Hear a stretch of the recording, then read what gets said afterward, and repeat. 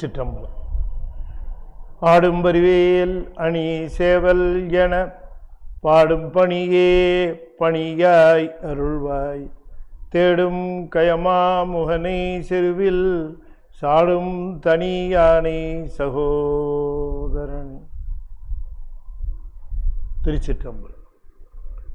சக்கரவர்த்தி தவராசை யோகி எனும் மிக்க திருமூலனூர் மேவுநாள் என்னாலும். திருச்சிற்றம்பலம்.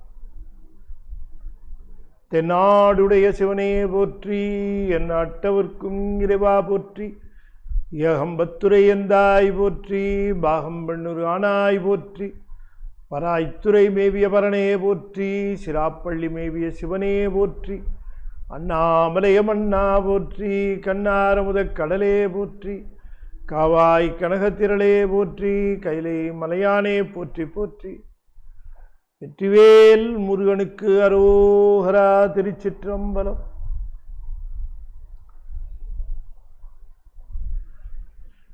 அண்ட சராசரங்களுக்கெல்லாம் அதிபதியாக விளங்கக்கூடிய முருகப்பெருமானுடைய ஒப்பற்ற பெருங்கருணையினாலே சென்னை ஐசிஎஃப் கமலவிநாயகர் சத்சங்கம் மிகச்சிறப்பாக நிகழ்த்தி வருகின்ற திருமந்திர ஞான வேள்வியிலே 9ஆம் தந்திரத்திலே சர்வ வியாபகம் என்கின்ற பகுதி பற்றி நாம் தொடர்ந்து சிந்திப்பதற்கு திருவருள் கூட்டியிருக்கிறது.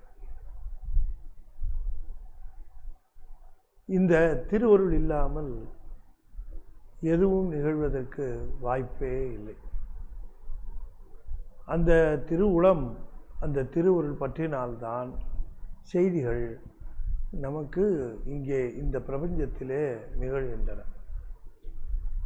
ஆகையினாலே வாழ்க்கை முழுவதுமே திருவுபவத்தினால் செலுத்தப்படுகிறது என்பதை உணர்ந்து அதனை திருவருளாக மாற்றிக்கொள்வதற்கு என்ன உபாயங்கள் செய்து கொள்ளலாம் என்பதைத்தான் திருமந்திரம் சிறப்பாக சொல்லுகிறது. நம்முடைய வாழ்விலே ஒவ்வொரு கணமும் திருவுபவ சக்தி தான் நம்மை செலுத்தி கொண்டு இருக்கிறது. அதற்கு நமக்கு மட்டும் இல்லை, எல்லா உயிரினங்களுக்கும் அதை செய்து கொண்டு இருக்கிறது. இறைவனைப் போல கருணையுடையவர் யாரும் இல்லை. நமக்கு துன்பம் வருகிற பொழுது நாம் இறைவனுடைய கருணையை சந்தேகப்படுகிறோம், ஐயப்படுகிறோம். அது மாதிரி செய்வதுதான் நம்முடைய குறையாக விளங்குகிறது. எந்த காரணத்தை முன்னிட்டும் எந்த உயிருக்கும் சிவன் துன்பத்தை தருவதே இல்லை. எல்லா உயிர்களுக்கும் இன்புற்று எல்லா உயிரும் இன்புற்றிருக்க நினைப்பதுவே அல்லாமல் வேறொன்றறியேன் பராபரமே என்று ஒரு அருளாளரே சொல்லுவாரேயானால் சிவத்திற்கு எப்படி இருக்கும்? உயிர் எப்படியாவது துன்பத்திலிருந்து விடுபட வேண்டும் என்கிற அந்த ஒரு குறிக்கோள் தான் சிவத்துக்கு. நீங்கள் அவரை பாராட்டுறீங்க திட்டுறீங்கிறத பற்றிலாம் அவருக்கு கவலைப்படவே பட மாட்டேன். குழந்தை தன்னை திட்டும் என்று அல்லது பாராட்டும் என்று எந்த தாயும் குழந்தைக்கு செய்கிறதில்லை. அவள் இந்த குழந்தை நல்லா வரணும், அவ்வளோதான் ஒரே நோக்கம். குழந்தை தன்னை பாராட்டணும், சிறப்பாக இருக்கணும் அப்படிங்கிறதுக்காக ஒரு தாய் ஒரு குழந்தைக்கு வேணுங்கிறதெல்லாம் கொடுத்துருவாளா? இல்லை சொல்கிற மாதிரிலாம் செய்துருவாளா? செய்ய மாட்டாள். அந்த மாதிரி செய்கிறவங்களுடைய குழந்தைகள் என்ன ஆகுங்கிறதும் தெரியும். உண்மையான ஒரு தாய் தன்னுடைய குழந்தை அதுக்கு எது நல்லதோ அதைத்தான் செய்வோம். அப்படி தானே சிவபெருமான். உயிர் பல்வேறு சூழ்நிலைகளிலே இந்த உலகத்திலே அது வாழ்கிறது. இந்த 3வது பாட்டில் சொல்கிறார், எவ்வளோ பெரிய ஒரு மிகப்பெரிய ஒரு பொக்கிஷம் நம்மிடம் இருக்கிறது. நம்மை பொறுத்த வரைக்கும் அந்த ஒரு வாழ்க்கையை நாம் வாழ்கின்ற பொழுது அந்த வாழ்விலே நமக்கு ஏற்படுகின்ற இன்பத் துன்பங்களுக்கெல்லாம் நாம் யார் யாரையோ காரணம் சொல்லுகின்றோம். அப்படி அந்த காரணத்தை சொல்லுகிற பொழுது இந்த காரணங்கள் என்ன குறித்து நமக்கு இவை நிகழ்கிறது என்பதை நாம் பார்க்கணும். உதாரணத்துக்கு சொல்கிறேன், நம்முடைய வாழ்க்கையில் இன்ப துன்பங்கள் நிரம்ப, இன்பங்கள் துன்பங்கள் இன்பங்கள் துன்பங்கள் இது நிகழ்ந்து கொண்டே இருக்குது. இதெல்லாம் தாண்டி போகணும்னு நமக்கு நினைப்பு வர மாட்டேங்குது. நமக்கு ஒரு இன்பம் வரணும்னா அந்த இன்பம் இந்த உலகம் சார்ந்ததாகவும் உடல் சார்ந்ததாகவும் தான் அந்த இன்பத்தை எதிர்பார்க்குறோம். ஒரு இன்பம் நமக்கு நிகழணும், ஒரு நல்ல ஒரு இன்பம் நிகழணும் அப்படின்னு வச்சுக்கோங்களேன். நான் சொன்னதை நல்லா யோசனை பண்ணி பாருங்கள். ஒரு இன்பம் நமக்கு நிகழணும்னு நினைக்கிறேன். எப்படி நிகழலாம் அப்படின்னா, பொதுவாக ஒருத்தருக்கு என்னன்னா, எனக்கு வந்து ஆஃபீஸில் ஒரு ப்ரமோஷன் திடீர்னு சொன்னாங்கன்னா எனக்கு எவ்வளோ மகிழ்ச்சியாக இருக்கும். எனக்கு ஒரு இன்க்ரிமெண்ட்டு திடீர்னு கொடுத்தாங்க, இல்லை என் சர்வீஸை பாராட்டி எனக்கு ஒரு பாராட்டு செய்தாங்க, இல்லை எனக்கு திடீர்னு என்னுடைய பையனுக்கு ஒரு எதிர்பாராமல் MBBS சீட்டு, இது மாதிரியான ஒரு இன்பங்கள். இது தானேங்க இன்பம்னு எதிர்பார்க்குறோம். இந்த இன்பம்னு எனக்கு ஒன்று வரணும்னா, என்றைக்காவது இன்பம்னு எதிர்பார்க்குற நாம இன்னைக்காவது கனவுல நமக்கு முருகர் வரணும். அது வந்தால் எவ்வளோ இன்பமாக இருக்கும். இன்றைக்காவது நான் வந்து ஒரு சிவலிங்கத்தை தரிசனம் பண்ணணும் என்னுடைய கனவில், அது எவ்வளோ இன்பது. என்றைக்காவது திருஞான சம்பந்தரையோ திருநாவுக்கரசரையோ ஏதாவது ஒரு வடிவில் நான் என்னுடைய கனவில் பார்த்தா எவ்வளோ மகிழ்ச்சியாக இருக்கும். எப்படியாவது ஒரு அருளாளரை நாம் நேரில் சந்திக்கக்கூடிய வாய்ப்பு கிடைக்குமா, அவங்கள சந்திப்போமா, அவங்கக்கிட்ட நம்ம ஆசி வாங்குவோமா, இதுதானே உண்மையான மகிழ்ச்சி என்று எண்ணுகிறவர்கள் உண்டு.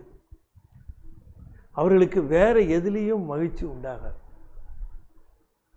அவர்களுக்கு மகிழ்ச்சி முழுக்க இந்த மாதிரி இருக்கிற மகிழ்ச்சி தான் மகிழ்ச்சியாக இருக்கும். மற்ற மகிழ்ச்சியில் அவர்களுக்கு ஒரு பெரிய மகிழ்ச்சியாக இருக்கும். சில பேருக்கு கணக்கில் அடங்காத பணம் செல்வம் இருக்கும். 100 கோடி செல்வம் இருக்கும். 100 கோடி செல்வம் வந்தவனுக்கு ஒரு 5 கோடி திரும்ப லாபம் வந்தவுடனே பார்த்தீங்கன்னா சொல்லலாத மகிழ்ச்சி படுவான். என்னடா ஏற்கனவே 100 கோடி இருக்குது, 5 கோடி என்ன ஒரு பெரிய சமாச்சாரம் அப்படின்னு நினைப்பானே. இல்லை, அந்த அதில் அவனுக்கு ரொம்ப பெரிய மகிழ்ச்சி வரும். ஒரு காலகட்டத்தில் பிரபஞ்ச இன்பத்தை பற்றி கவலைப்படாமல் ஒரு விஷயத்தை கவலைப்படணுங்கிறார். என்ன கவலைன்னா, இந்த மாதிரியான இன்பங்களை தவிர்த்து எனக்கு இந்த மாதிரி ஆன்மீக ஒரு இன்பங்கள் நிகழுமா, இறைவன் சம்பந்தப்பட்ட இன்பங்கள் நிகழும். நிறைய பேர் என்கிட்ட கூட ஷேர் பண்ணியிருக்காங்க. அவங்களுக்கு வேற எந்த ஒரு கனவு பார்த்துருந்தாலும் அவ்வளோ மகிழ்ச்சி வந்திருக்காது. தன்னை வந்து தான் ஒரு இடத்துக்கு போகிறதாகவும் தன்னை ஒரு பாராட்டுவதாகவும் இப்படிலாம் பார்த்தா கூட ஒரு மகிழ்ச்சி வராது. ஆனால் ஒரு கோயிலில் போய் நின்றுட்டு இருக்கும்போது அங்கே ஒருத்தர் பார்த்து என்ன என்று கேட்கும்போது எனக்கு தெரிஞ்ச ஒருத்தவங்க சொன்னாங்க. அவங்க வந்து என்கிட்ட சொன்னாங்க, நான் இந்த தீட்சை வாங்கலை. வாங்கிக்கங்களேன், உங்களுக்கு வாங்கணும்னு விருப்பம் இருந்தால் வாங்கிக்கங்களேன், அந்த எண்ணம் இருக்குமானால் அதை நிறைவேற்றிக்கலாம், தப்பு இல்லையா அப்படின்னா. இல்லை, எனக்கு வந்து ஒரு கொள்கை இருந்தது, வாரியார் சாமி தான் எனக்கு தீட்சை பண்ணி வைக்கணும் அப்படின்னு நான் நினச்சிருந்தேன், அதுதான் எனக்கு ஆசை. அப்போ நான் சொன்னேன், அப்படின்னா உங்களுக்கு அவர் வர்றது எப்படிம்மா அப்படி. ஆமாங்க ஐயா, நான் அதுதான் நினச்சிருந்தேன், அவர் இருக்கும்போதே அவர்கிட்ட வாங்கிட்டு நினச்சிருந்தேன்.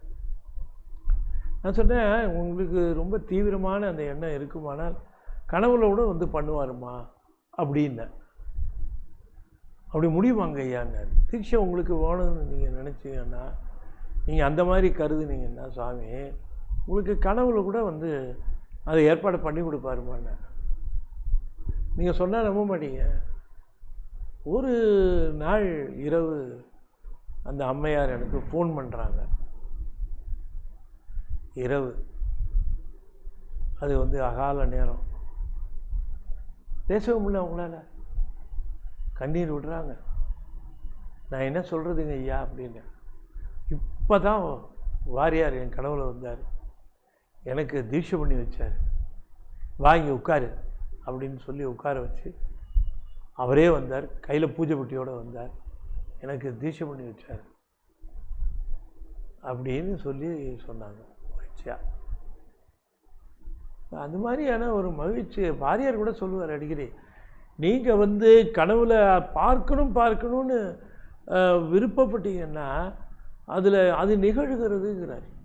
இதுக்கெல்லாம் என்ன காரணம்? திருமூலரே அதை சொல்லுகிறார்.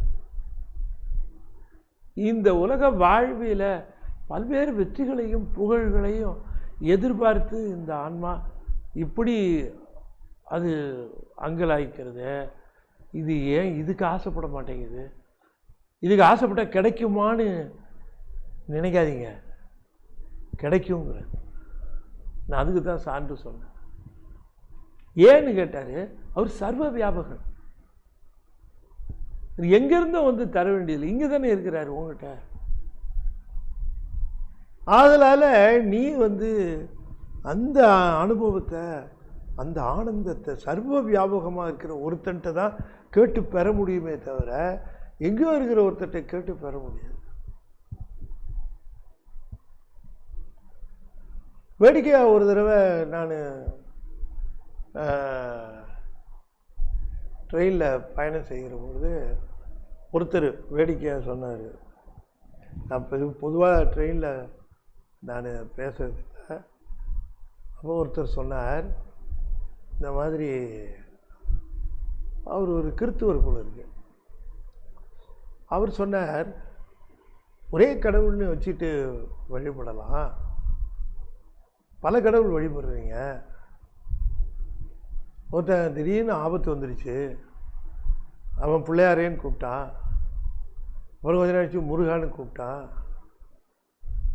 அப்புறம் கொஞ்ச நாள் கழித்து சிவனேன்னு கூப்பிட்டான், அப்புறம் கொஞ்ச நாள் கழித்து கிருஷ்ணான்னு கூப்பிட்டான். பிள்ளையார் முருகர் போவார்னு நினச்சிட்டாரு, முருகர் சிவன் போவார்னு நினச்சார், சிவன் கிருஷ்ணன் போவார்னு, கடைசியில் யாருமே வரல அவனுக்கு அப்படின்னாரு. அப்போ உடனே அது அப்படி இல்லைங்க, நீங்கள் ஒரு கடவுள் வச்சுருக்கிறீங்க, அவர் கடவுளே கர்த்தரே என்னை காப்பாற்றுன்னு சொன்னோடனே அவனுக்கு போயிடுவார். இன்னொருத்தன் கர்த்தரேன்னு கூப்பிட்டா அவங்ககிட்ட இருக்கிற நான் உனக்கு எப்படி வருதுன்னு அவனை கை விட்டுருவார். ஆனால் இங்கே பிள்ளையாரேன்னு கூப்பிட்டவனுக்கு பிள்ளையார் போவார், முருகனேன்னு கூப்பிட்டவனுக்கு முருகன் வருவார்.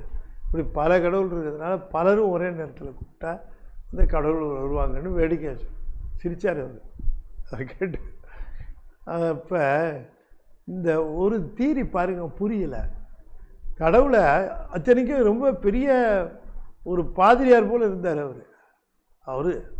அவர் வந்து பொதுவாக பாதிரியார்னால் எனக்கு கொஞ்சம் அலர்ஜி, நான் நகுந்துருவேன் அந்த இடத்த விட்டு. என்னவோ ஒரு எதிர்பாராமல் அப்படி ஒரு சந்தர்ப்பம் வந்தது. அவர் உடனே அப்படி சொன்ன உடனே அவருக்கு பதில் சொன்னால், அவர் உடனே பதில் சொல்லலை, கவுண்டர் பண்ணல, அவர் சிரிச்சுட்டு பேசாமல் விட்டார். அப்போ இந்த அவங்களுக்கு தீரி அந்த புரியல. நான் அவருக்கு அதை விளக்கலை, அது அவர் சொன்ன பதிலையே தான் அவருக்கு பதிலாக சொன்னேனே தவிர சர்வ வியாபகங்கிற அந்த ஒரு செய்தி அவங்களுக்கு கடவுளை பற்றி தெரிஞ்சு அவங்கள்ட்ட இல்லை. இந்த கடவுளுங்கிறது எங்கும் இருப்பார், எல்லாரிடமும் இருப்பார், எல்லாத்துலேயும் நிறைந்திருப்பார். அவர் ஒரு வியாபகத்தன்மை உண்டு அப்படிங்கிறது அவங்க ஒரு பின் பாயிண்டடாக ஒரு கிளஸ்டர்ட் ஒரு இடத்துல இருக்கிறதா நினைக்கிறார். நம்ம கடவுள் அப்படி அல்ல. அதனால தான் இந்த 8 குணத்தில் சர்வ வியாபகம், கால தேச வர்த்தமானம் கடந்த நிலையுடையவர். அப்படிப்பட்ட ஒரு கடவுள் கொள்கையை நம்மகிட்ட நெருங்க முடியுமா? ஒழுங்காக உட்காந்து கேட்க மாட்டேங்கிறாங்க. நம்ம கொள்கை என்னன்னு வந்து கேட்டால் அவங்களுக்கு எடுத்து சொல்லி நிறைய பேர் அப்ரிஷியேட் பண்ணி. இப்போ ஃபார் எக்ஸாம்பிள், இப்போ திருவாசகம் படித்தார் ஒரு பெரியவர், கிறித்துவ பாதிரி. அவர் attracted, he was attracted, he very well knew, அவருக்கு ரொம்ப நல்லா தெரியும் அந்த பாஸ்டில் அந்த கான்செப்டு அந்த இதெல்லாம் அவங்க இதில் இல்லைன்னு ஒன்றுமே கிடையாது. அங்கே கடவுளை பற்றி கடவுள் பெரியவர் பெரியவர்னு சொல்லுவாங்களே தவிர இந்த கான்செப்டெல்லாம் நாட் இன் கம்ப்ளீஷன். ஆனால் அதை எப்படி திருவாசகம் சொல்லியிருக்கு, எப்படி அதை படிச்சிருக்கார், ஃபுல்லாக படித்தார். படித்து தான் அவர் வந்து அப்ரிஷியேட் பண்ணார். நீங்கள் ஒரு வெறும் பை வேர்ட்ஸ் ஒருத்தர் அப்ரிஷியேட் பண்ண முடியுமா? திருவாசகத்தை அப்ரிஷியேட் பண்ணுறாரு.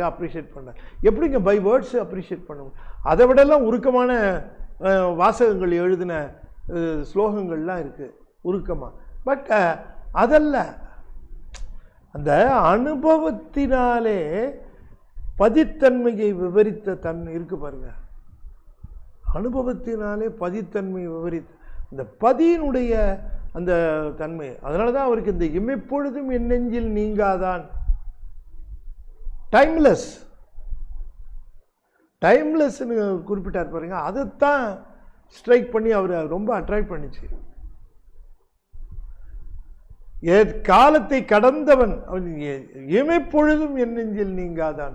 நான் வேணா நீங்குவேன், அவன் நீங்க மாட்டான். நான் மறந்துடுறேன், நான் சிந்திக்காமல் இருக்கிறேன், நான் போயிடுறேன். ஆனால் அவன் இமைப்பொழுதும் நீங்காதவன். இமைப்பொழுதும் என் நெஞ்சில் நீங்காதான்னா தன்னுடைய பக்தியை மெச்சுக்கிறாருன்னு பதில் அர்த்தம் சொல்லக்கூடாது. நான் எப்போ அவரையே நினச்சிட்டு இருக்கிறேன், அவர் என் மனசில் எப்போ குடியிருக்கிறார், நான் அவரையே சிந்தித்து கொண்டு இருக்கிறேன், இமைப்பொழுதும் என் நெஞ்சில் என் நினைப்பை விட்டு நீங்காதவன். அது மாதிரி போஸ் பண்ணிக்கவே மாட்டார். பொல்லாவினையேன் புகழுமாறு ஒன்றறியேன். ஒரு என்ன அர்த்தம் அப்படின்னா, இமைப்பொழுதும் என் நெஞ்சில் நீங்காதான்னா உயிரை விட்டு ஒரு க்ஷண நேரம் கூட நீங்காதவன். அப்போதான் உயிர் அங்கே இயங்கும். அதை பார்த்து இமைப்பொழுதும் நீங்காதவன் சொன்னதை பார்த்து தான் அவர் அந்த அந்த அந்த பாஸ்ட்ல அந்த கான்செப்ட், உயிரை விட்டு சிவம் நீங்குவதில்லைங்கிற கான்செப்ட் எங்கே இருக்கு? எங்கேயும் பார்க்க முடியாது. அப்படி இப்போ சொல்லுகிறார், நீ வந்து உனக்கு எவ்வளோ பெரிய வாய்ப்பு இந்த மானுட பிறவியில். கொஞ்சமாவது டேர்ன் இன்சைட்,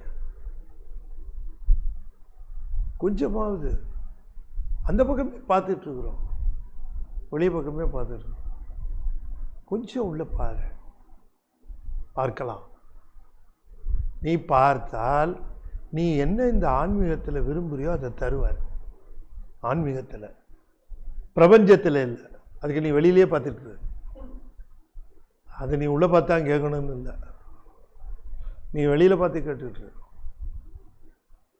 ஆனால் எனக்கு நான் உன்னை அனுபவிக்க வேண்டும், நான் உன்னை தெரிந்து கொள்ள வேண்டும், நான் உன்னை அறிந்து கொள்ள வேண்டும். நீ உள்ளதானே இருக்கிற என்று why don't you look inside? ஏன் நீ பார்க்கக்கூடாது? பார்த்தால் பயன் இருக்குமாவா? எப்படிப்பட்ட பயன் சொல்றாரு இந்த பாட்டு. கடலிடை வாழ்கின்ற கவ்வை உலகத்து உடலிடை வாழ்வு கண்டு உள்ளொளி நாடின்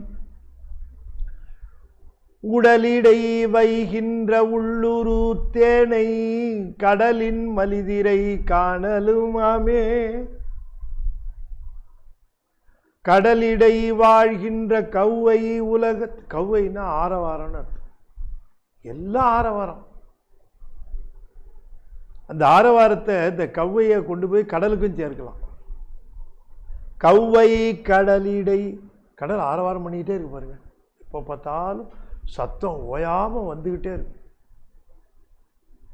கடல்கிட்ட நிற்கிறத விட கொஞ்சம் தள்ளி நின்னீங்கன்னா அந்த கடல் சத்தம் நல்லாவே கேட்கும், ஆர்ப்பரிக்கிற சத்தம். இப்படி கடலானது ஆர்ப்பரிக்கின்ற, ஆரவாரம் செய்கின்ற, கடலானது சூழ்ந்திருக்கக்கூடிய இந்த உலகத்து வாழ்க்கையை கொஞ்சம் நினைச்சுப்பாரு. இது வெறும் ஆரவாரம் தான்ட்டார். வெறும் ஆரவாரம். என்ன ஆரவாரம்? அங்கே போனேன்னா, இங்கே வந்தேன்னா, இதை செஞ்சேன்னா, அதை வாங்கினேன்னா, இதை தள்ளினா, இதை பார்த்தேன்னா, ஒரே ஆரவாரம். என்னென்னலாம் செய்தோம், என்னென்னலாம் சாதித்தோம், என்னென்னலாம் பண்ணோம், இப்படியே தான் நாள். கௌவை உலகத்து ஆரவாரமிக்க இந்த உலகம். போகிறதுக்கு ஆரவாரம், வரத்துக்கு ஆரவாரம், இருக்கிறதுக்கு ஆரவாரம்.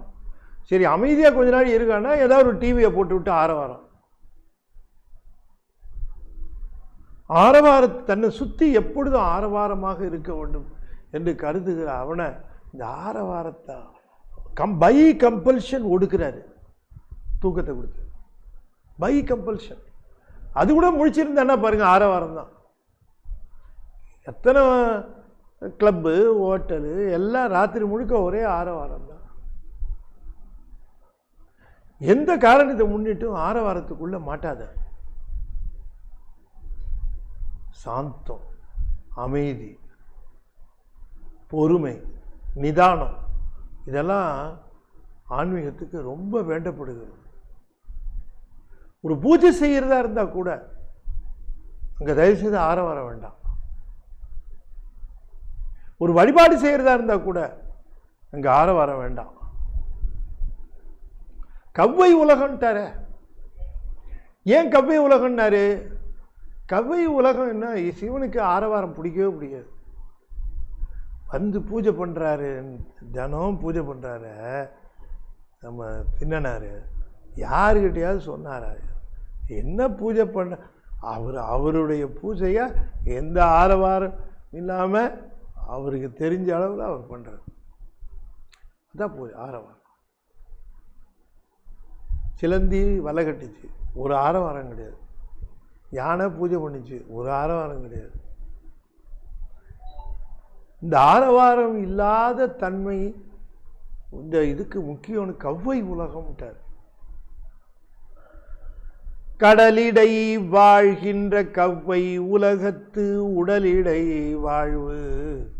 இந்த உடலிலே வாழ்கின்ற வாழ்க்கையும் ஆரவாரமான வாழ்க்கையாகவே இருக்கிறது. ஆரவாரமான கடல் சூழ்ந்த ஆரவாரமான இந்த உலகத்திலே ஆரவாரமான ஒரு வாழ்க்கையை இந்த உடலிலே இருந்து நாம் வாழ்ந்து கொண்டு இருக்கிறோம். Why don't you stop for a while?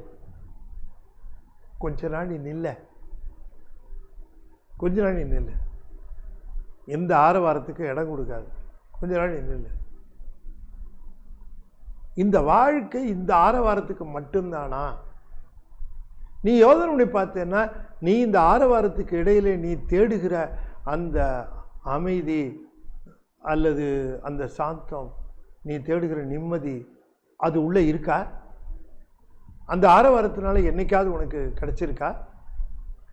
அந்த இல்லை. நீ நல்லா யோசனை பண்ணிப்பாரு. கண்டு உடலிடை வாழ்வு கண்டு ஆய்வு செய்து கொஞ்சம் ஆய்ந்து பாரு. ஆய்ந்து பார்க்கிற பொழுது இந்த புறத்தே செல்லுகின்ற ஆரவாரம் மிக்க இந்த நிலைகளை நிறுத்திவிட்டு நீ உள்ளே கொஞ்சம் பார். உள்ளொளி நாடின்.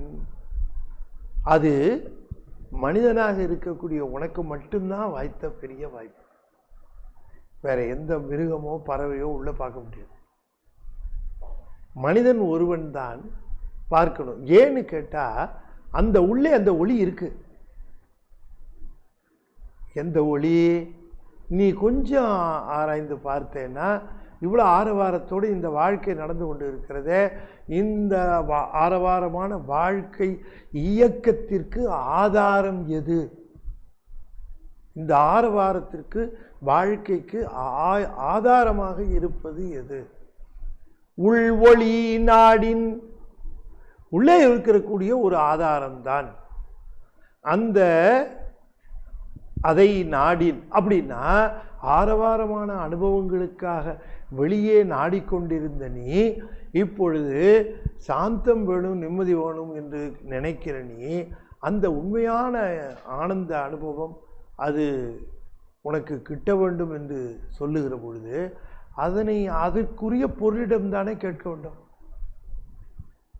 நீ அதனிடம் அல்லவா கேட்க வேண்டும். எனவே ஆய்ந்து பார்த்து உனக்கு இந்த ஆரவாரம், கடலின் ஆரவாரம் அது என்றைக்கு ஓயறதில்லை, அதனால் எந்த பயனும் கிடையாது. அது மாதிரி உன்னுடைய வாழ்க்கையில் மிகுகின்ற ஆரவாரம் எப்பவும் ஓயாது, அது பயனும் இல்லை. அதை நீ ஆய்ந்து பார்த்து தெரிந்து இந்த வாழ்வின் பயனை அடைவதற்காக என்ன செய்ய வேண்டும் என்பதை நீ சற்று யோசித்தால் அப்படி உள்ளொளி நாடின். இதனுடைய அடிப்படை தான் அத்தனை பாடல்களுக்கும் பின்னால் வந்தது. நீ உனக்கு ஆன்ம அனுபவம், சிவானுபவம் வேண்டும் என்றால் நீ சிவானுபவம் தருகின்ற சிவத்திடம் உள்ளே தான் கேட்கணும், வெளியே கேட்காதேங்கிற. வெளியே கேட்கறதுக்கு என்ன, அந்த வெளியே இருக்கிறதெல்லாம் உனக்கு அதன் மேலே நாட்டம் வருவதற்காகவே தவிர அது மேலே நாட்டம் வருது. பள்ளிக்கூடத்துக்கு மேலே நாட்டம் வர்றதுக்காக பல்வேறு விஷயங்கள். நாட்டம் வந்ததுக்கு பிறகு பள்ளி படிப்பிலே பெற வேண்டியது என்ன? அது போலத்தான் உனக்கு புறத்தே இருக்கக்கூடிய கோயில்கள், புறத்தே இருக்கக்கூடிய சமாச்சாரம் அத்தனையும் நீ அடிப்படையாக வைத்துக்கொண்டு இந்த வாழ்க்கையில் பெற வேண்டிய ஆன்ம அனுபவத்தை, சிவானுபவத்தை நீ பெறுவதற்கு உள்ளொளி நாடின். ஓவரை இமைக்கும் சேன் விளங்க விரொளி நாடி. அவர் இது உள்ளொளி நாடிங்கிறது. நீ கொஞ்சம் உண்மையிலேயே உனக்கு அதன் மேலே நாட்டம் இருக்குமானால், ஆர்வம் இருக்குமானால், எனக்கு நீ கேட்குற அனுபவம் ஒன்றும் பெருசாலாம் கூட இருக்க வேண்டாம், சிறுசாக கூட இருக்கலாம். அதை கேள உள்ளார. நான் உன்னை தரிசிக்கணும், நான் உன்னை பார்க்கணும், நான் உன்னை எப்படியாவது எந்த விதத்திலையாவது நான் உன்னை தொடர்பு கொள்ளணும் அப்படிலாம் கேள. தராரு தல்லைங்கிறதெல்லாம் நீ முடிவு பண்ணுறதில்ல, அவர் முடிவு பண்ணுறது தான். நீ உண்மையிலேயே உள்ளேயே அந்த ஆர்வத்தோடு நீ நாடினால் என்ன ஆகும்னார், உடலிடை வைகின்ற உள்ளுரு தேனை. நீ அப்படி உள்ளுக்குள்ள அந்த விருப்பத்தை வைக்கிற பொழுது அந்த உடலிடை, அதே உடலுக்குள்ள நீ இருக்கிற மாதிரியே தான் அதுவும் இருக்கு. இந்த உண்மையை நீ உணர்றியா? உடலுக்குள்ள நீ இருக்கிற மாதிரியே தான் அந்த உயிருக்குள்ள அவரும் இருக்கிறார், அங்கே இருக்கிறார். நிச்சயம் சொல்ல போனா நீ எப்பயாவது உள்ள திரும்பி ஏதாவது கேட்குறியான்னு, வெளியில நிறைய கேட்குற, வெளியில நிறைய விண்ணப்பம் வைக்கிற, உள்ளே ஏன் விண்ணப்பம் வைக்க மாட்டேங்கிற? உள்ள ஏன் அந்த விண்ணப்பத்தை சாமி கிட்ட, சாமி இந்த விண்ணப்பம் அப்படின்னு வைக்க மாட்டேங்கிற? ஆனால் ஒரு விஷயம், உள்ள வைக்கிற விண்ணப்பம் பிரபஞ்ச சம்பந்தமாக இருக்கக்கூடாது, அது ஆன்மீக சம்பந்தமாக, உன்னுடைய வாழ்க்கையில் சிவானுபவ சம்பந்தமாக அது இருக்குமானால் ஏன் உள்ள வைக்கக்கூடாது? எனக்கு இந்த விருப்பம் இருக்குன்னா அது ஏன் உள்ள அவருக்கு வைக்கக்கூடாது? அப்படி வைத்தேன்னு வச்சுக்க, உள்ளூர் தேனை, தேனைன்னு அவரை தான் சொல்லுகிறார். சிவம் அங்கே இருக்கு, அது தேனைன்னாரு. ஏன்னா நீ நினைச்ச உன்னையே அது அதுக்காகத்தானே காத்து இருக்குது. அந்த தேன் உனக்கு அந்த அனுபவத்தை வழங்கும். இங்கேயோ இருக்கிற பெருமான் என்று நினைக்காதே, கைலாயத்தில் இருக்கிற பெருமான் என்று நினைக்காது. அந்த கைலாய காட்சியை காண வேண்டும் என்று உள்ளூர விரும்பினார் நம்முடைய அப்பர் சுவாமி. அந்த இடத்துக்கு கூட்டிட்டு போட்டா காட்டினார் இல்ல, அவருக்கு காட்டினார். அந்த காட்சி அவர் ஒருத்தர் தான் பார்த்தார், வேற யாரு பார்த்தா? அது புறக்காட்சி இல்லை, அது அகக்காட்சி. உடனே அந்த இடத்துல அப்படி வந்தது அப்படின்னு நினைச்சு அப்படின்னா எல்லாரும் பார்த்துருப்பாங்க. அது அகக்காட்சி, புறக்காட்சி அல்ல. அந்த அகக்காட்சியை காட்டினார்.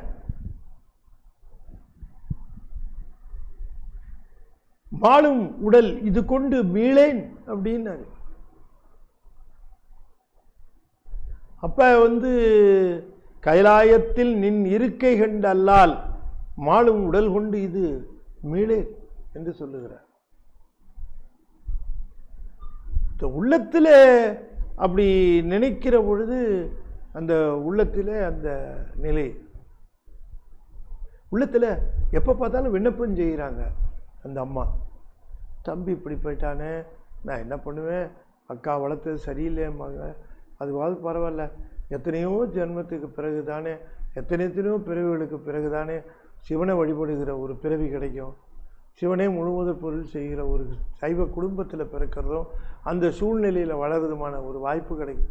என் தம்பிக்கு அப்படி கிடைச்சும் கூட அதை இழந்துட்டானே, மிகப்பெரிய செல்வத்தை இழந்துட்டானே, நான் என்ன செய்வேன் என்று கண்ணீர் விட்டு கதறினார். உள்ள விண்ணப்பம் வச்சுக்கிட்டே இருந்தார். கடவுள் வந்து சொல்றார், அவன் முன்னமையே என்னை அடைவதற்கு உரியவன், நீ அவனும் கவலைப்படாத, நான் அவனை ஆட்கொள்வேன் என்று அந்த விண்ணப்பத்தை பதில் சொல்றார்.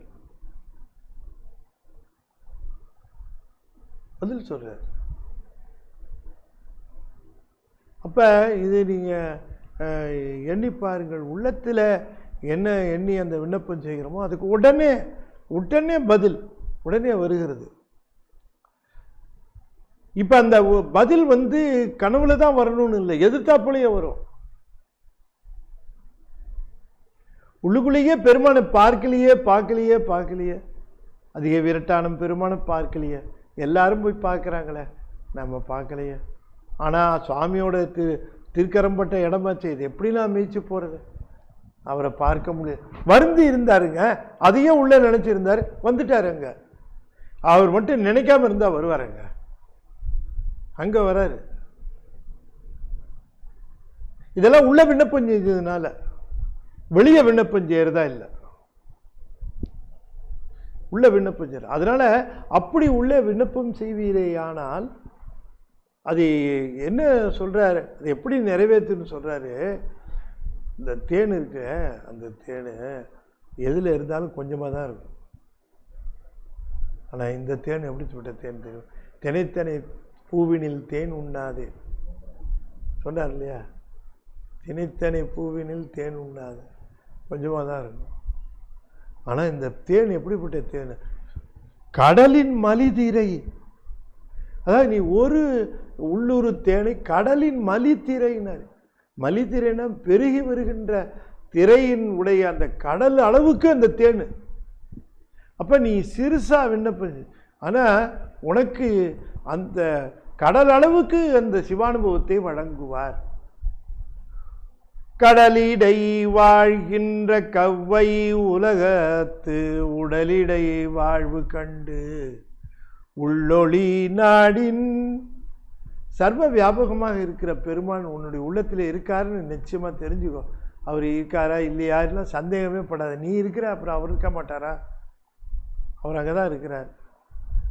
ஆகையினாலே உனக்கு வேணுங்கிற ஆன்மீக அனுபவத்திற்காக விண்ணப்பம் செய், அதை உள்ளே செய், அதை செய்.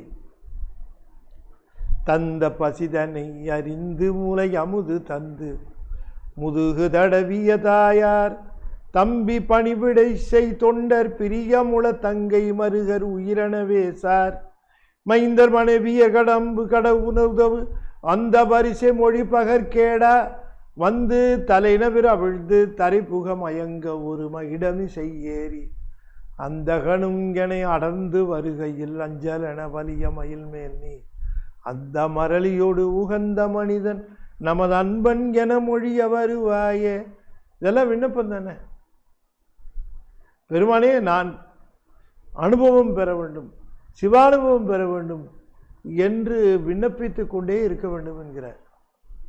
இந்த ஆரவாரம் மிக்க உலகிலே அப்படி விண்ணப்பம் செய்யக்கூடிய சந்தர்ப்பம் உனக்கு கிடைக்காது. ஆனால் ஒன்னே ஒன்று தெரிஞ்சுக்க, இந்த ஆரவாரத்துக்கு இடையில நீயும் ஆரவாரமாக வாழ்வதனால எந்த பயனையும் அடையப் போவதில்லை. அதனால் எந்த சூழ்நிலையிலும் நமக்கு ஆரவாரம் தேவையில்லை.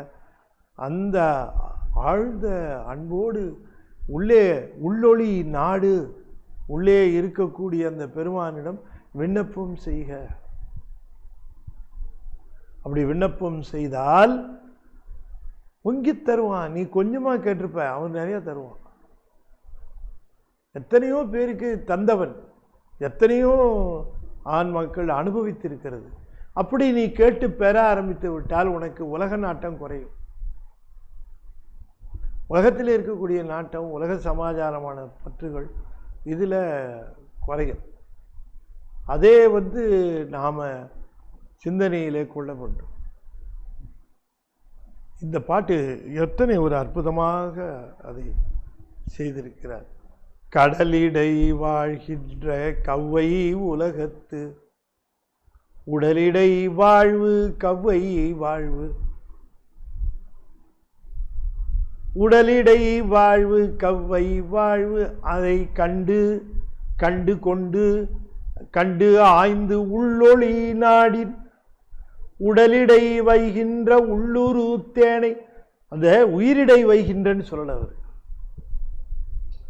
உடலிடை வைகின்றன்னு சொன்ன. இந்த உடம்புக்குள்ளதான், அதனால இந்த உடம்பு இருக்கும் போதே உயிரிடை வைகின்றன்னு சொல்லல அவர். இந்த உடல் தான். உடம்பினுக்குள் ஒரு பொருள் கண்டேன், உடம்பினுக்குள் உத்தமன் கோயில் கொண்டான் என்று உடம்பினை யானிருந்து ஓம்புகின்றேன்னு முன்னால சொன்னார். பார்த்தீங்களா? உடம்புக்குள்ள இருக்கிறான்னு சொல்லு, உயிருக்குள்ள இருக்கிறாங்கிறது. நீ உடம்புக்குள்ள உயிர் இருக்கிறது போல அவனும் இருக்கிறான். அப்ப இந்த உடம்புக்குள்ள இருக்கிறான்னு சொன்னதுக்கு என்ன காரணம்னா, உடம்பினுடைய கருவிகரணங்களை பயன்படுத்தி உள்ள போ. அது எப்படி பயன்படுத்தி உள்ள போறது? இந்திரியங்களை எல்லாம் ஓவரை இமைக்கும் ஓங்காரத்து உள்ளொளி கண்டுனார். ஆகையினால இவர் தான் அந்த சாமி அந்த அந்த நம்பிக்கையை தருகிறார். உள்ளொளி நாடின் மலிதிரை காணலுமாமேனார். உள்ளொளி நாடின் காணலுமாமே, தேனை காணலுமாமே, தேனை சுவைக்கலுமாமேன்னு சொல்லியிருக்கணும்.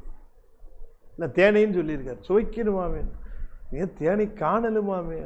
அந்த காணுதல் என்பது சுவைத்தல், அனுபவித்தல் என்கிற அந்த, என்னப்பா என்னை கண்டுக்கவே இல்லை நீ அப்படின்னு அர்த்தம். நான் பார்த்தேனப்பா, உட்கார்ந்துருந்த பார்த்தேன் கண்டுக்கவே இல்லையே. இல்லை, புரியுது? இந்த காணல் என்பது கண்டுக்குவார்ன்றார். உள்ளூர் தேனை அவர் கண்டுக்குவார். விட எது எப்படி உனக்கு எந்த மாதிரி விருப்பமோ அதை செய்வோம். அந்த மாதிரியான அனுபவங்கள் நீ பெற வேண்டாமா? உடம்பு இருக்கும் போதே உடலிடை வைகின்ற உள்ளூர் தேனை கடலின் மலிதிரை காணலுமாமே. கடலின் மலிதிரை என்ன? கடலின் மலிதிரையின் அந்த திரை போல, அலை போல அவ்வளவு பெருக்கும். அலை பெருகுகிற பொழுது வருகிற எழுச்சி போல அந்த உள்ளத்திலே அந்த ஆனந்த எழுச்சி, அதையும் கடல்னு சொன்னார். அந்த கடலில் மூழ்கிறத விட இந்த கடலில் மூழ்கு. இது அப்படியே எழுச்சி, கொஞ்சம் கொஞ்சமெல்லாம் இல்லை, கடலின் எழுச்சியில் நீ அதை அனுபவிக்கலாம் என்று சொல்லுகிறார்.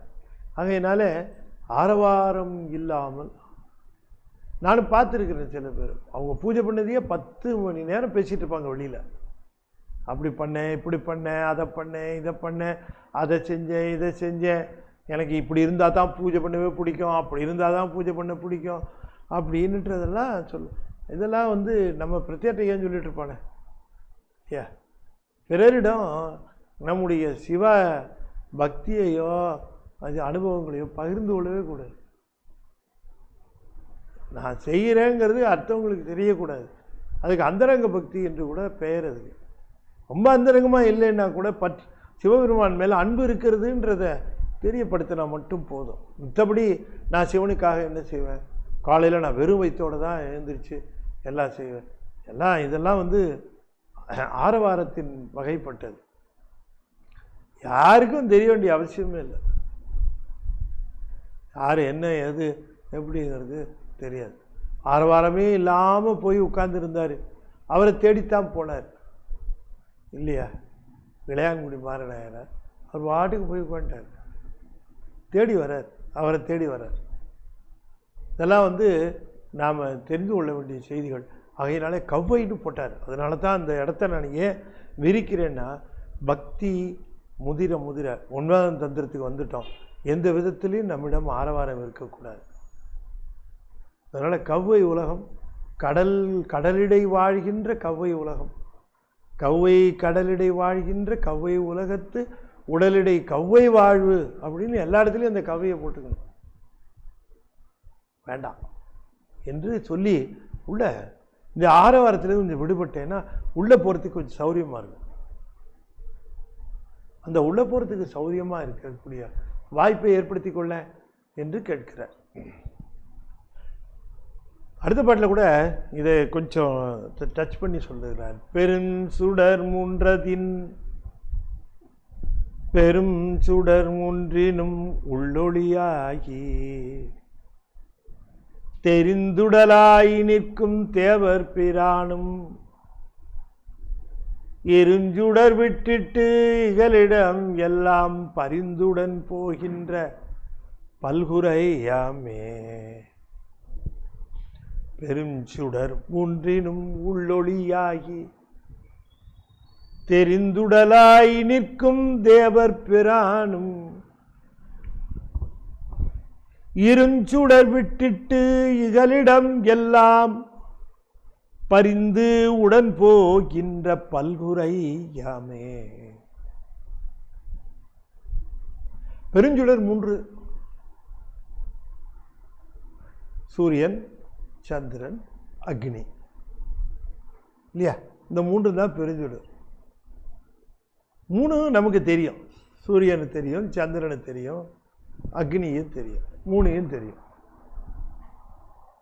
சரி, இந்த மூன்றையும் நமக்கு தெரிந்திருக்கிற பொழுதே நாம் மூன்றுக்கும் இப்படி ஒளி கொடுக்கிறது யார் அப்படின்னு நாம் என்னைக்காவது அந்த ஒளியோ அதனுடைய ஆற்றலோ கொடுக்கிறது யார் அப்படின்னு நாம் அதை ஆயறதே இல்லை.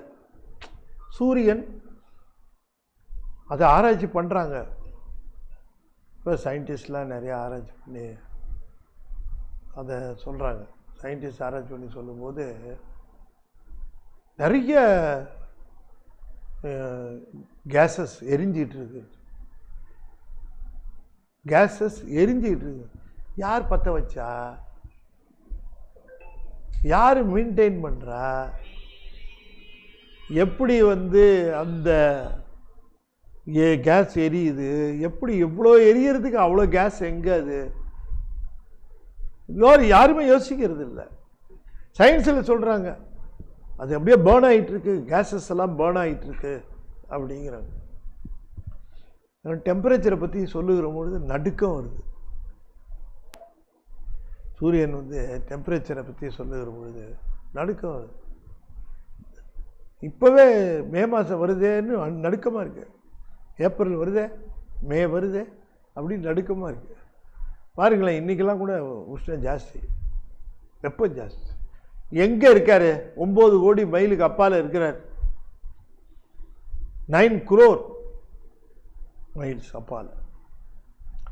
இதுக்கு ஆற்றல் தருது யாருன்னா, நீ ஏற்றுக்கிட்டா ஏற்றுக்காட்டி போ, சிவபெருமான் தாங்கிறார். திருமூலர் சொல்றார். அதே நெருப்புக்கு அந்த ஒளி சந்திரன் மேலே படுது, தண்ணியை குளிர்ச்சியாக வருது. எப்படி? அது ஒரே ரேஸ் தான். இப்போ அங்கே வர ரேஸு பூமி மேலே படுது. பூமி மேலே பட்டால் குளிர்ச்சி ஆகிடுதா? தூக்குது, தூக்குது. கண் எரியுது, காது எரியுது. பூமி மேலே பட்டால் உஷ்ணம் ஆகுது, பூமியெல்லாம் உஷ்ணம் ஆகுது. ஆனால் நிலவு மேலே பட்டால் அங்கேருந்து பட்டு ரிஃப்ளைட் ஆகி குளிர்ச்சி ஆகுது. எப்படி நிலவுக்கு குளிர்ச்சி பண்ணுகிற அந்த தன்மை எப்படி வந்தது? மதியினில் தன்மை வைத்தோன் காண்க, அருக்கனில் சோதி அமைத்தோன் காண்க, தீயில் வெம்மை செய்தோன் காண்க. அப்படியே சொல்றாரு. இந்த மூணையும் ஒரே வரியில அவர் 3 வரியா விரிச்சு சொன்னதை நம்ம சாமி பெருஞ்சுடர் மூன்றினும் உள்ளொளியாகி அப்படிங்கிறார். பெருஞ்சுடர் மூன்றினும் உள்ளொளியாகி. உள்ளொளியாகி என்று சொன்னால் அவற்றிற்கு அதனை தன்னுடைய நேத்திரங்களாக ஏற்றுக்கொண்டிருக்கிறார் என்று நாம் பார்க்கிறோம். அதான் தெரிந்து உடலாய் நிற்கும். சேரவானுடைய நெற்றிக்கண் நெருப்பு கண், வலது கண் சூரியன், இடது கண் சந்திரன் என்றெல்லாம் நாம் சொல்லுகிறோம். அவற்றின் மூலமாக, கண் என்பது அவற்றின் மூலமாக ஒளி, கண்ணொளி. இந்த கண்ணொளியாக விளங்குகிற அந்த தன்மை சிவத்தாலே வருகிறது. அந்த 3 சுடர்களுக்கும் அவரே உள்ளே இருக்கக்கூடிய ஆற்றலாக விளங்குகிறார். அதுக்கு காரணம் 3ஐயும் தன்னுடைய உடலாக ஏற்றுக்கொண்டிருக்கிறார். உடலாக ஏற்றுக்கொண்டிருக்கிறார், தன்னுடைய நேத்திரங்களாக ஏற்றுக்கொண்டிருக்கிறார் என்று சொல்வது அதற்குரிய ஆற்றலை தந்திருக்கிறார் என்பது பொருள். இப்படி அவற்றிற்குரிய ஆற்றலை தந்திருக்கிற தேவர் பிரான் சிவபெருமான், தேவர்களுக்கெல்லாம் தலைவனாக இருக்கக்கூடிய சிவபெருமான், அந்த 3 சுடர்களுக்கும் அவர் ஆற்றலை தந்தது எவ்வாறு என்று கேட்டால், அவற்றிலே அவர் வீற்றிருக்கிற காரணத்தினாலே, அவற்றை தரித்திருக்கிற காரணத்தினாலே. சூரியன் அளவிற்கு பூமிக்கு நலம் செய்கிறது கிடையாது. அதனால அந்த சந்திரனாகட்டும், சூரியனாகட்டும், இல்லை அது இந்த பூமியிலேயே சார்ந்து இருக்கிற அக்னி ஆகட்டும், நெருப்பாகட்டும், இவைகளுக்கெல்லாம் அந்தந்த ஆற்றலை தந்த சிவபெருமான் அந்த ஆற்றல் இந்த உயிர்களுக்கு பயன்பட வேண்டும் என்று தான் கொடுத்திருக்கிறான். அப்படிப்பட்ட இறைவன் இந்த 3 சுடர்களுக்கும் அவன் உள்ளொளியாக இல்லை என்றால் இந்த 3க்கும் ஆற்றல் இல்லை. எப்படி இந்த 3 சுடர்களுக்கும் அவன் உள்ளொளியாக இருப்பதனாலே அவற்றுக்கு ஆற்றல் வருகிறதோ அது போலத்தான் எல்லா உயிர்களுக்கும் உள்ளொளியாக இருக்கிறான். இல்லைன்னா இந்த உயிர்களுக்கு ஆற்றல் இல்லை. அதைத்தான் சொல்லுகிறேன். இந்த சூரியனுக்கு அந்த வெப்பம் எப்படி, சந்திரனுக்கு அந்த தன்மை எப்படி, நெருப்புக்கு அந்த ஒளி எப்படி, சோதி இது எப்படி என்கிறதெல்லாம் தான் அவற்றை தரித்து கொண்டு அவற்றிற்கு உரிய நிலையில அவற்றை தருவது போல உயிர்களுக்குள்ளேயும் அவன் உடனாக எல்லா உயிர்களுக்குள்ளேயும் அவன் இருஞ்சுடர் விட்டு இகலிடமெல்லாம் பரிந்துடன் போகின்றனர். இகலிடம் எல்லாம் என்று சொன்னால் உயிர்கள் எல்லாம் ஒரே நிலையிலேயா இருக்கு?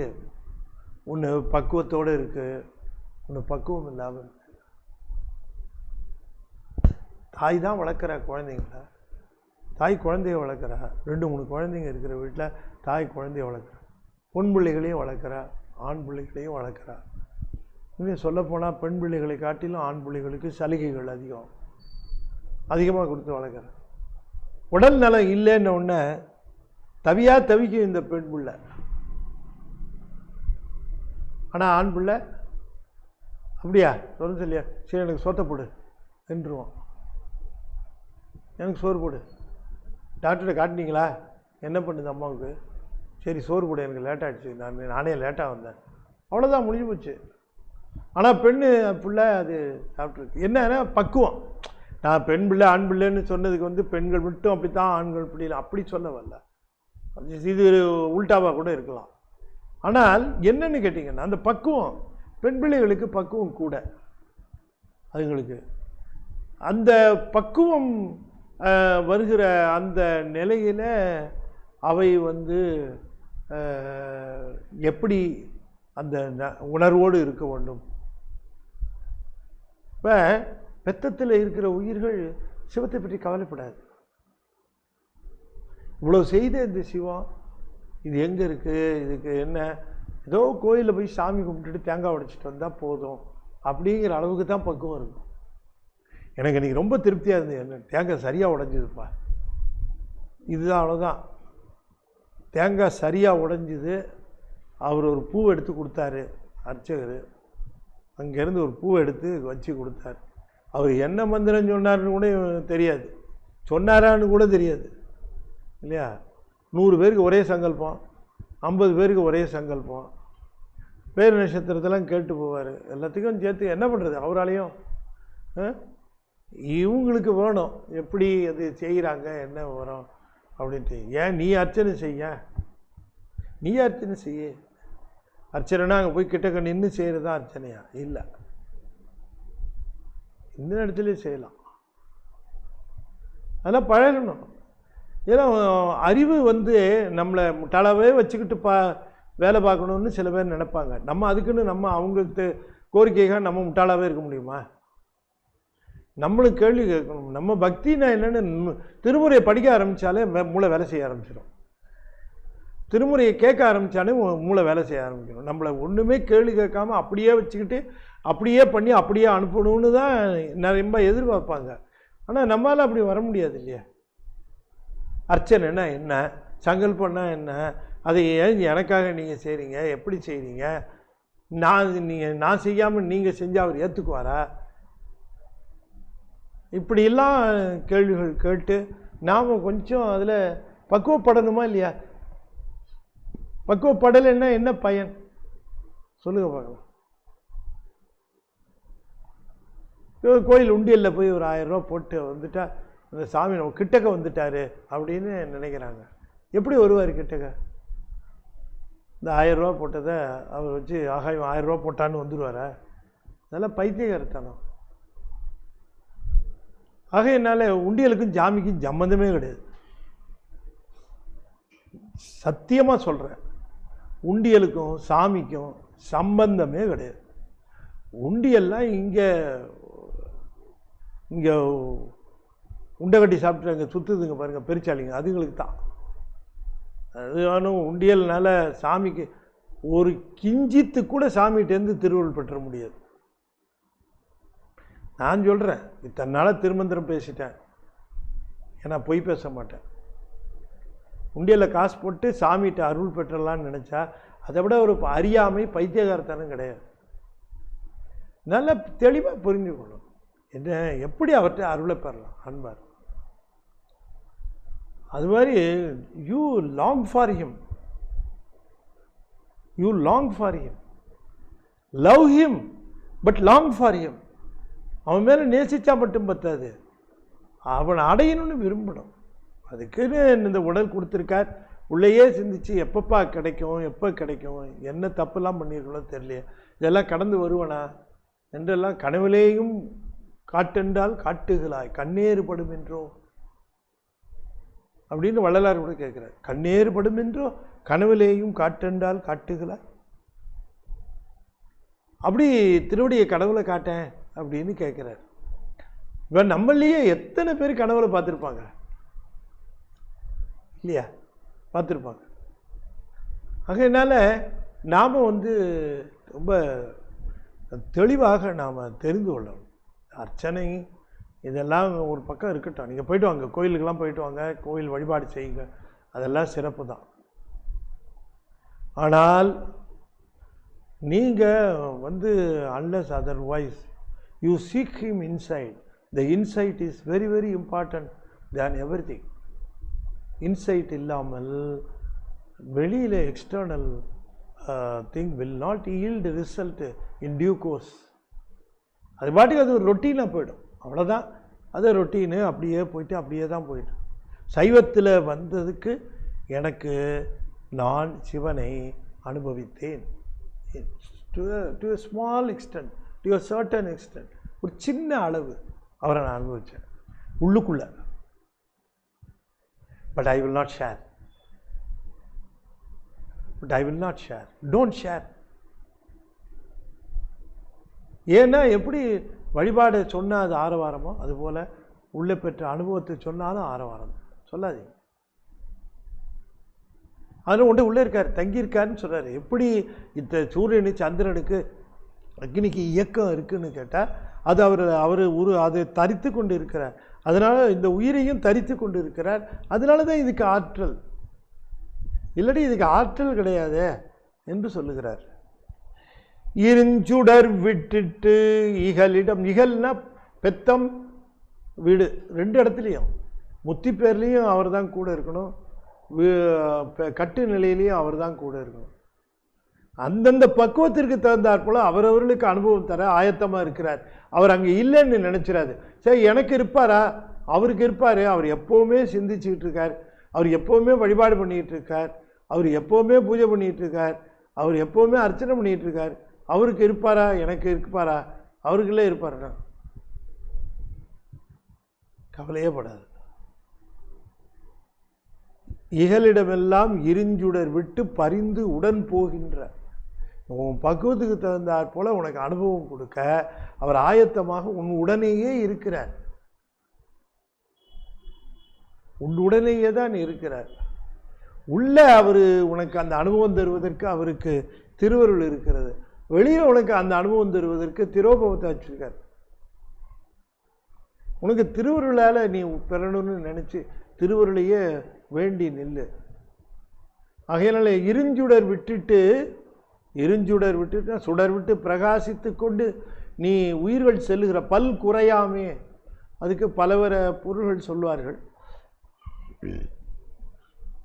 குறை என்பதை ஒரு அசை அப்படின்னு எடுத்துக்கிட்டு பல் உயிர்களாமே அப்படின்னு எடுத்துக்கலாம். இல்லை குறைங்கிறதையே பொருள்னு பொருள் எடுத்து அது உயிரை குறிக்கிறது. அப்படி பல்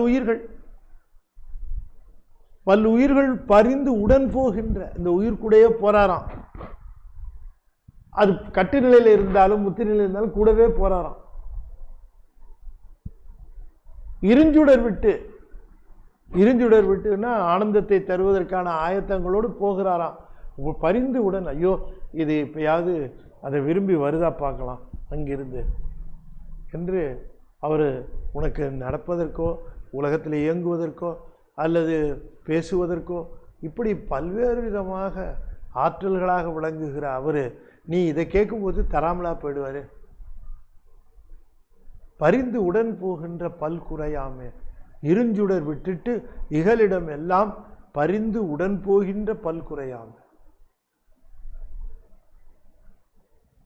ஆகையினாலே உயிர்களோடு உடனாக விளங்குகின்ற சிவபெருமான் அவன் 3 சுடர்களுக்கும் ஆற்றல் வருவதற்கு காரணமாக அவற்றினுடைய உள்ளொளியாகி அவற்றை தரித்து கொண்டிருக்கிறான்.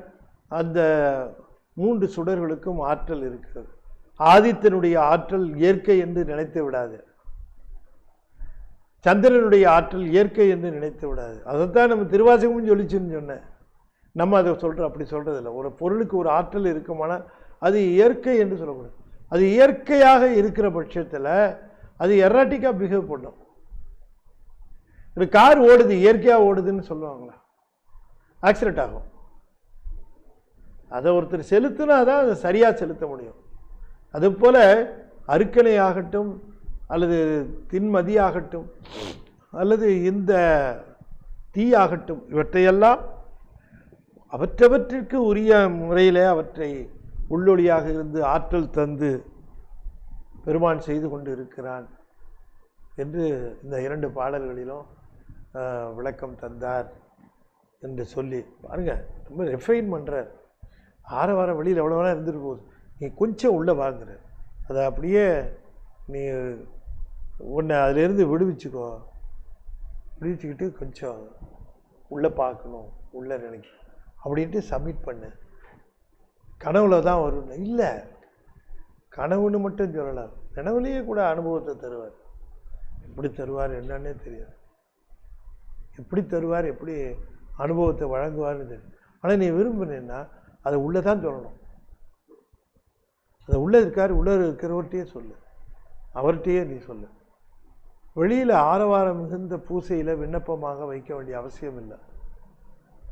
உள்ளொளி உள்ளே செய்யக்கூடிய அகப்பூசை, அந்த உள்ளே அகப்பூசைன்னா உள்ளே ஆழ்ந்து அன்பு செலுத்தி அவருடைய அந்த கருணையை நினைந்து உள்ளே போட்டு அப்போ உள்ளே அவர் உனக்கு அந்த அனுபவத்தை நனவுலையும் வழங்குவார். கனவுல உதாரணம் சொன்னேன், நனவுலையும் வழங்குவார். எப்படி என்னன்னுலாம் நான் சொல்ல முடியாது. எப்படி வேணால் வழங்குவார், எந்த விதத்திலையும் வழங்குவார். அப்படி வழங்கப்பட்டது எல்லாமே வழங்குவதற்கு அவர் எப்பொழுதும் ஆயத்தமாக இருக்கிறார். காரணம் உன்னுடைய இயக்கத்திற்கு அவர் தான் காரணம். 3 சுடர்களே இயங்குவதற்கு அவர் உள்ளொளியாக இருந்து அவற்றை உடலாக தரித்து கொண்டு இருக்கிறார். அதுபோலத்தான் உயிர்களையும் உடலாக தரித்து கொண்டு இருக்கிறார். எல்லா உயிர்களுக்கும் உடலாக தரிக்க முடியுமான சர்வ வியாபகம் அவர். எல்லா வியாபகம் இருக்கிறதுனால என்னிடம் இருக்கிற அதே நேரத்தில் உன்னிடமும் இருக்கிறார், வியாபித்து கொண்டு இருக்கிறார். அங்கே உனக்கு என்னென்ன விண்ணப்பங்கள் என்பது எப்படி தெரிந்து கொள்கிறாரோ அப்படியே என்னுடைய விண்ணப்பங்களை தெரிந்து கொள்கிறார். இதை தெரிந்து கொண்டு இந்த உடலை கொண்டு பயன்பெறுக. இந்த உடல் அற்புதமான ஒரு பொக்கிஷம். இதற்குள்ளே சிவம் இருக்கிறது, உயிர் இருக்கிறது என்று நீ தெரிந்து கொண்டு இருக்கிறாய். உயிர் போய்விடுமோ என்று அஞ்சுகிறாய். அதெல்லாம் இருக்கட்டும், சிவம் இருக்கிறதே, உடல் போனால் சிவம் போயிடுமேன்னு நினை. ஆகையினாலே இந்த சிவத்தை ஏன் நீ உள்ளே தேடக்கூடாது என்று கேட்கிறார் என்று சொல்லி இந்த 2 பாடல்களையும் நாம் இன்றைய தினம் சிந்தித்தோம். அன்பர்களே, சுந்தரமூர்த்தி சுவாமியுடைய வரலாறு பெரிய புராணத்தில் எல்லா பாடல்களுக்கும் விளக்கம் சொல்லி அடியேன் இப்போ யூஎஸ்பியாக வந்திருக்கு. திருத்தணி சுவாமிநாதன் ஐயா அவர்கள் அதனை வெளியிட்டார்கள் சென்ற ஞாயிற்றுக்கிழமை. அது இருக்குது. அது எவ்வளோமா, 700 ரூபா, 700 rupees. அது உங்களுக்கு வேணும்னா பதிவு செய்யும். அதே மாதிரி திருஞான சம்பந்தர் இருக்குது, திருநாவுக்கரசரும் இருக்குது. ஒரு பாட்டு விடாமல் எக்ஸ்பிளைன் பண்ணியிருக்கிறோம். அப்பால் அடி சார்ந்த அடியார் திருக்கூட்டத்தினுடைய நல்லாதரவில் நிகழ்ந்தது. இதில் சுந்தரமூர்த்தி சாமிகள் முதலேருந்து கடைசி வரைக்கும் இருக்கும் எல்லா பாட்டும். வரலாறு பெரிய புராணத்தில் அங்கங்கே இருக்கும். ஆனால் இதை நீங்கள் கேட்டிங்கன்னா இது ஃபுல்லாக கண்டினியூஸாக வரும். அதே போல் சிவஞான மாப்பாடியும் இருக்குது. அதே போல் நூல்கள் ராஜாங்க சமயம் 3ஆம் பதிப்பு, அப்புறம் காரைக்கால் அம்மையாருடைய ரெட்டமணி மாலை, அப்புறம் அறுமுக சிவன் புத்தகம், வேள்விகள் 1000, எல்லாம் விட ஞானக்குழந்தை இங்கிலீஷ் புக்கு ஆங்கிலத்தில் வாங்கி கொடுங்க. பசங்க இன்னும் கொஞ்சம் அட்ராக்டிவாக பார்க்குங்க. இந்த கண்டோன்மெண்ட்டுக்கு இதில் கான்வென்ட்லாம் படிக்கிற குழந்தைங்க, அதுங்களுக்கெல்லாம் வாங்கி கொடுத்தீங்கன்னா அதுங்க ஆங்கிலத்தோடு சேர்த்து அதை பார்க்கும். அது படித்தா அதுங்களுக்கு தெரியும். இல்லை தமிழ் தெரிஞ்ச குழந்தைங்களா இருந்தால் தமிழ் ஞான குழந்தைங்க வாங்கி கொடுங்க. 2 இருக்குது. அதை வாங்கி குழந்தைங்களுக்கு கொடுங்க. அதுங்களுக்கு ரொம்ப பயன்படும். அதனுடைய வாழ்க்கையில் ஒழுக்கம் தானாக செட் ஆகிடும். இதை வாங்கி கொடுத்து அதை படித்து அதில் மனசில் பதிஞ்சிடும். அதனால் அதை வாங்கி கொடுங்க. ஞானத்திரள் பத்திரிகைக்கு உங்கள் நல்லாதரவு தாருங்கள். உங்கள் மூலமாக பலரை பதிவு செய்ய வையுங்கள். இது என்னுடைய தாழ்மையான வேண்டுகோள் என்று சொல்லி, மேலும் தொடர்ந்து நாளைய தினமும் தொடர்ந்து சர்வ வியாபகம் பல உண்மைகளை சொல்லுவார். அதனை அப்படியே எடுத்து சொல்லுகிறேன் சிவகுமாருடைய சொந்த கருத்துக்கள் என்று எண்ணிவிட வேண்டாம். சிலது கசப்பாக இருக்கும். முடிக்க போகிறாரு, அதனால் அவர் எல்லா கருத்தையும் எடுத்து சொல்லுவார், ஆணித்தரமாக சொல்லுவார். இந்த கருத்துக்கள் எல்லாம் நாம் செவி மடுக்க வேண்டும், பயன்பெற வேண்டும் என்று சொல்லி மீண்டும் நாளை மாலை மிகச்சரியாக 7 மணிக்கு சந்திப்போம். தொடர்ந்து சிந்திப்போம். இப்பொழுது நிறைவு செய்யும் முகமாக 5 எழுத்து 5 முறை ஓதுவேன். நண்பர்கள் தொடர்ந்து ஓத வேண்டும் என்று திருவடி பணிந்து வேண்டி. ஓ நம சிவாய, ஓ நம சிவாய, ஓ நம சிவாய, ஓ நம சிவாய, ஓம் நம சிவாய. திருச்சிற்றம்பலம். தென்னாடுடைய சிவனே போற்றி, எந்நாட்டவர்க்கு இறைவா போற்றி, வெற்றிவேல் முருகனுக்கு அரோகரா. திருச்சிற்றம்பலம்.